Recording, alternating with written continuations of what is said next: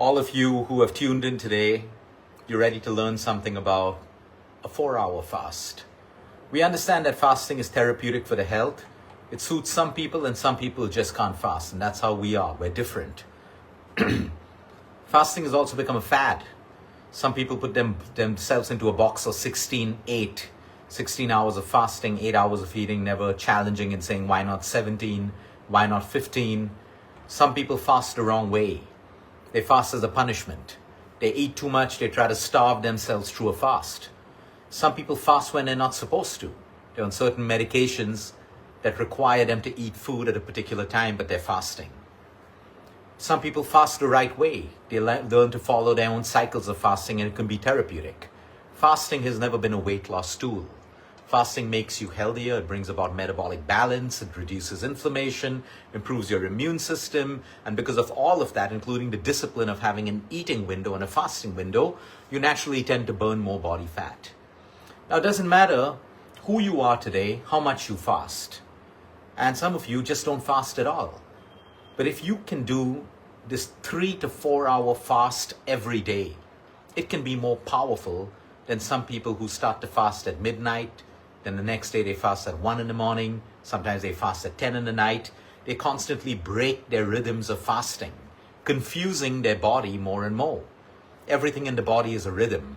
Everything is a rhythm. So your body expects you to eat food at a particular time, sleep at a particular time, wake up at a particular time.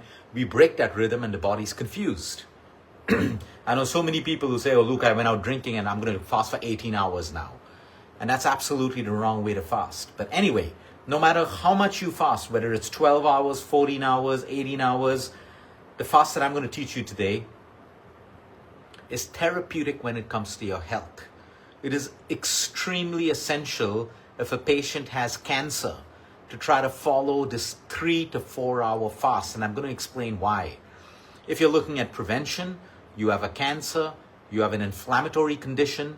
Now, if you're diabetic, it's difficult for me to say whether you can do this or not. Most people will be able to do it, but people who have really fluctuating levels of blood sugar levels may not be able to do this, so there's a disclaimer over there. You want to sleep deeper, and because you sleep deeper, your hormones are going to work better for you, your skin is going to be better, your hair is going to be better, your fat loss is going to be better. Deep sleep is essential. This 4-hour fast can put you into a deeper sleep. It can help you go through your REMs and your non-REMs, where there's a lot of other magic that happens. So what is this 4-hour fast that I'm talking about? The gap between your last meal and your bedtime. If you cannot do 4 hours, at least aim to do 3 hours. This fast between your last meal and the time you get into bed is one of the most scientifically powerful fasts for your body, and I'm going to explain why. Now, don't compare it with a 22-hour fast and a 24-hour fast. That's like comparing apples and oranges, because I'm asking you to fast within this particular interval. This is not about the quantity. It's about the science and the time of this fast. Let's break it down. 2 words, anabolic state and a catabolic state. This is what you need to understand. When we're in a catabolic state inside of us, our body is breaking down. We're breaking down. We're taking glucose from the liver, which is stored as glycogen, breaking it down into energy. We're taking amino acids, feeding it to muscles. We're breaking down. When you're working out, you're breaking down because you need energy. When you're working too hard and you're sleep deprived, you wake up catabolic state. Your body is breaking down. So catabolic is the breakdown stage. It's good for us. It's bad for us if I'm in a catabolic state and I'm not nutritionally feeding my body. So long fasts are catabolic. We're breaking down. And that's why when we break our fast, if we don't eat the right food, we don't really support the anabolic phase in the right way, which is the building phase. So catabolic is break down. Anabolic is build. Let me give you the simplest example of a muscle. So in a gym, you're breaking down muscle.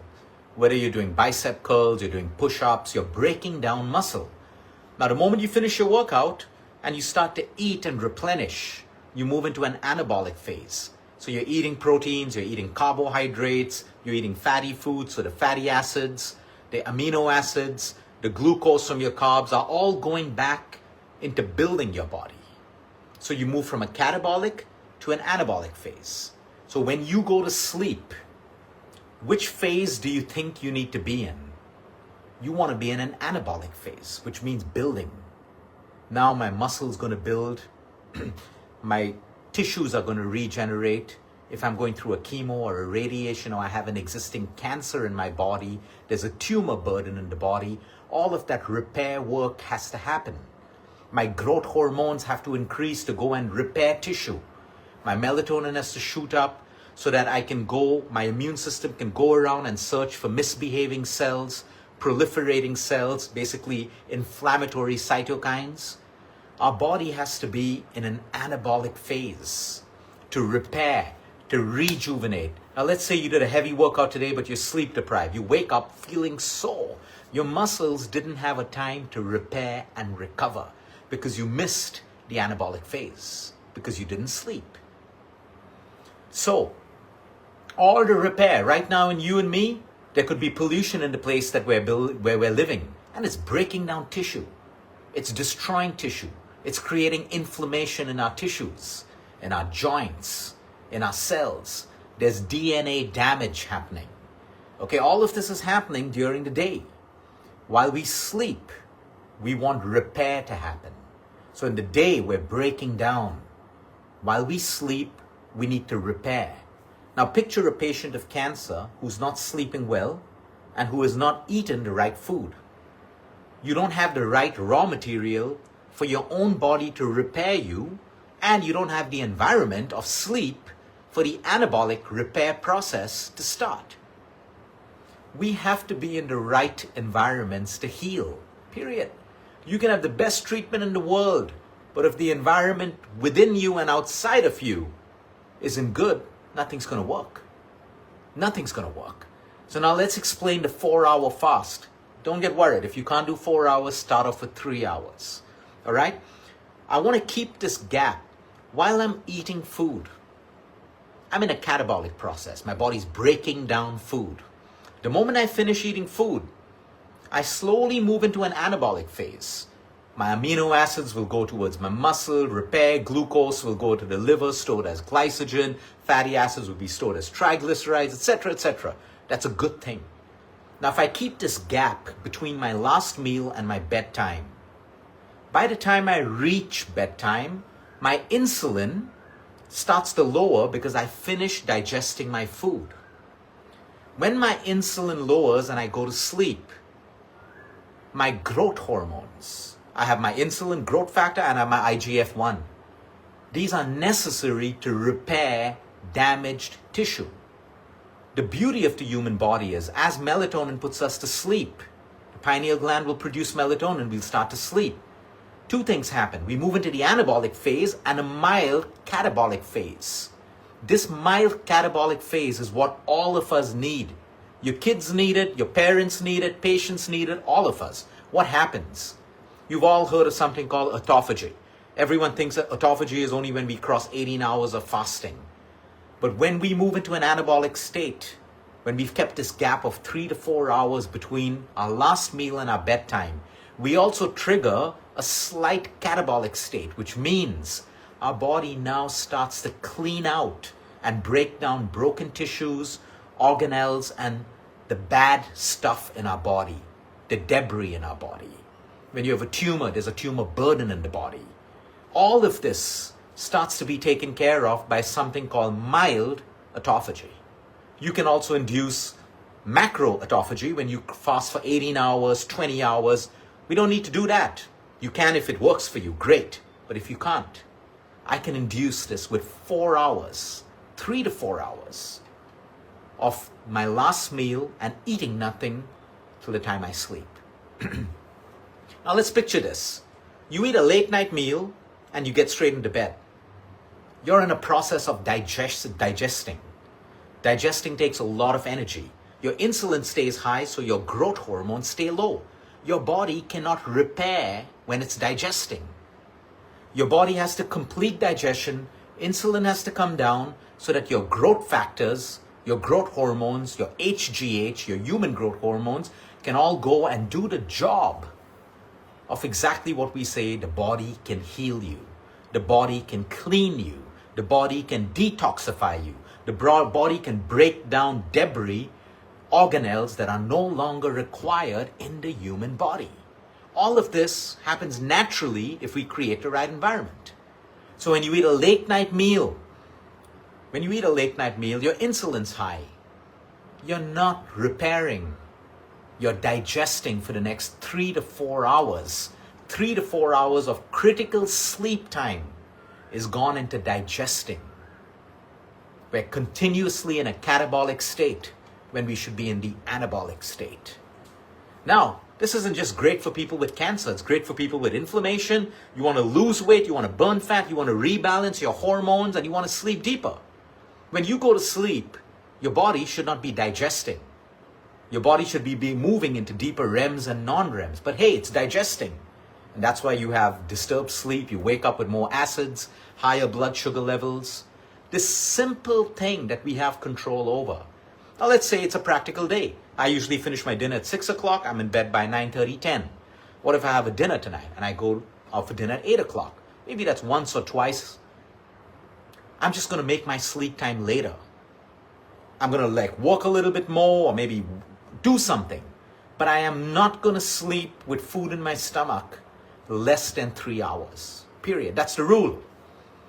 So you need to organize your day in such a way, because late night meals do not work for us. In the anabolic phase, that's where your protein synthesis happens. So many people say, hey, Luke, I'm training in the gym, I'm working out, I'm taking protein, nothing's happening. There's something called protein synthesis. You got to be in the right system. You can't be in the catabolic phase when you want your muscles to build. You got to be in the anabolic phase for your muscles to build, for protein synthesis to happen. So protein synthesis happens, tissue repair happens, DNA repair happens, tissue regeneration happens, your immune system is primed to protect you, to scan your body while you're sleeping, working with melatonin, to look for abnormally behaving cells, to look for proliferating cells, to reduce inflammation, to turn it on and turn it off at the right time when we're in that environment. All these functions are literally compromised if we are in a highly catabolic state, which means we've eaten and we've gone to bed. We've eaten a heavy meal, we've gone to bed. Worse, I have a sugary dessert and ice cream and I go right to bed. Insulin shoots right up. By the time it comes down, how many hours have you lost for the opportunity for your own growth hormones? Because when insulin is high, your growth hormones are suppressed. When your insulin levels come back to baseline, your HGH, your human growth hormone, increases to do the repair job. You have something called a tumor suppressor gene. These tumor suppressor genes are activated when insulin is at baseline, which is why we tell people whether you have cancer or not, eating sugar at the wrong time is actually going to harm you more than the disease sometimes. So the fast I'm talking about is very simple. Start off with 3 hours. Make it a rule. 3 hours before bedtime, I don't eat anything. Can I have a chamomile tea? Of course I can. Can I have an herbal tea, a concoction? Yes. Can I have a haldi milk? No. No. You have your haldi milk 3 hours before bedtime if you want. But the point is, now that you understand the anabolic and catabolic, and then you look around at the world today and we're wondering why people can't get better. We're looking at more drugs and more superfoods, but we're forgetting to look at the intelligent healing system that none of us are activating because of our poor lifestyle. So the moment you start to keep a 3 to 4 hour gap, maybe it'll be difficult for 1 or 2 or 3 days, suck it up, get used to it. Like I said, if you're diabetic and your levels are going all over the place, that's actually a poor sign of your metabolic health and you should fix it. But for everyone else, start off with 3 hours. You will sleep deeper. Because when you're digesting, your body is not interested in trying to get you into deep sleep. You'll be tired and you'll get into sleep, but not for the right reasons. So you get into deep sleep if you eat your meals 3 to 4 hours before bedtime. This is simple biology, physiology, and chemistry. Anabolic state, catabolic state. That's why bodybuilders, they're a classic example. They eat, sleep, train, eat, sleep, train. The more they train, the more they sleep. Why? They need to be in an anabolic phase to build those big muscles, to repair. When you're injured, you need to sleep better because the repair happens while you sleep. So 2 things are important for this fast to work. Your last meal. What should your last meal be if it's 3 to 4 hours? A proper meal. Don't eat like a bird. Have your complex carbs, have your veggies, do your sweet potatoes, do some grains if you want, but that's the smallest part on your plate. Make sure you have a lot of proteins and great fats. So that's going to keep you full for 3 to 4 hours. And when you move in the anabolic phase, the moment you finish eating, all those proteins, those good fatty acids, and that glucose is going to go and be stored in your body to be used when you enter your catabolic state while you sleep. Where do you think the energy for your immune system comes from? Your food, your protein, your fatty acids. So if you're starving yourself, you're not eating the right foods, your immune system is weak. For your B cells, your lymphocytes, your T cells, and your NK, which are the most important, your natural killer cells, to function in optimum, they need energy. And you need to be in the right state, which is the anabolic phase. So that's how it works. Your last meal should be a beautiful, proper meal. You don't have to go, oh, I'm not going to do carbs, I'm not going to do that, because guess what? In 3.5 to 4 hours, you would have digested that meal completely with enough of stores to continue the repair job and the building job when you fall asleep. So this fast by far will be the most powerful for all of us. Doesn't matter whether you do 16 hours, 24 hours, that's up to you, that's your choice. But this 3 to 4 hours, start off with 3 if it's difficult. Then make it 4. Now, I'm not doing 4, it's not possible. I'll probably hit a 3.5 hours, and that's working for me. That's working for me. Now, I eat a really big, heavy meal, I probably need 4 hours. But the earlier I eat, my digestive powers are way higher than eating a meal at 9 o'clock. So eating a meal at 6:30 versus 9 o'clock, if that works for you practically, is way more powerful. This is the power of science and understanding that your body has the ability to heal and repair. Too many of us are just dependent on supplements, medicine, superfoods, and we think it's going to fix us. You're only scratching the surface. You have an intelligence system built in you for survival, to protect you, to heal you. All you got to do is activate it. Have a great day, everyone, and peace be with all of you.